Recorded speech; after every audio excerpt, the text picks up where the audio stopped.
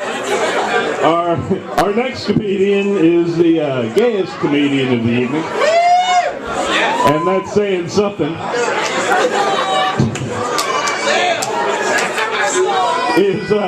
Could you have picked a gayer fruit than the peach to name the district? That's all I'm saying. The Sugar Plum District, or whoever would have come up with that.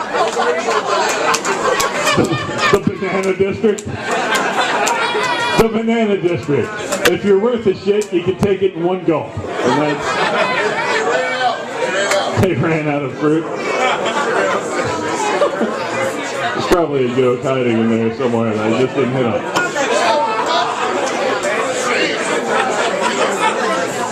Anyway, next guy coming up to the stage. Even in flannel, he's managed to find the gayest combination of colors you can put flannel in. Give it up for Zachariah Baird, ladies and gentlemen. Zachariah Baird.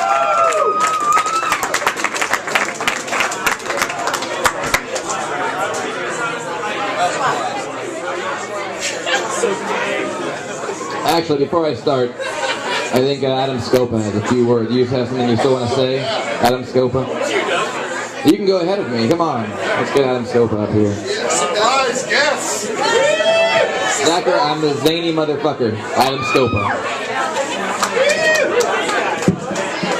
Alright, I am not a comedian, and so what I have to say is not really funny so much as it will make you queasy about Dave Lewis. So take your Pepto-Bismol or whatever you have with you in your purse or pockets. What kind of a man is Dave Lewis?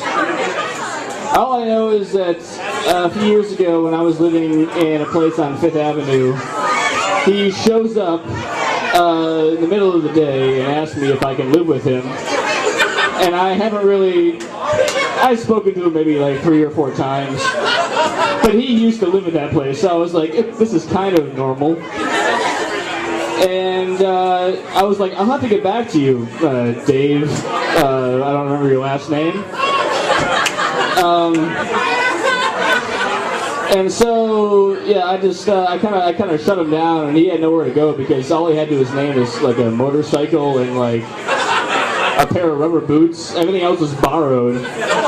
That he was wearing, that he was carrying in his knapsack. Yeah, I went to discuss it with my roommates, and then like within like 2 weeks, without me knowing about it, he was making eggs at 4:30 in the morning in nothing but cowboy boots and a towel. And I'm like, well, I guess this guy's all right, as long as he gets rent in on time. The one thing I remember best about him is the fact that first of all, he made really good like fajitas, and like he came back from Mexico and he had all these recipes that he made up in his head that were vaguely ethnic to Mexico, but they were all really tasty. So I didn't really care, even though he was like shirtless and it smelled really bad. But one time, he lived in my attic. I was living in a big apartment, and he lived in the attic, which is kind of fitting for him. And I'm like, yeah, you can live in the attic. Yeah, it's cool. It's really cold up there.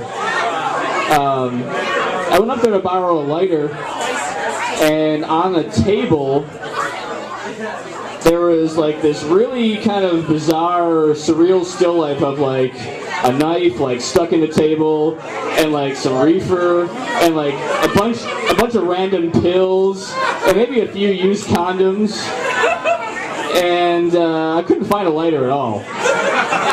And I look over in the corner, and he's just like laying there on a deflated air mattress, wearing nothing but leather gloves,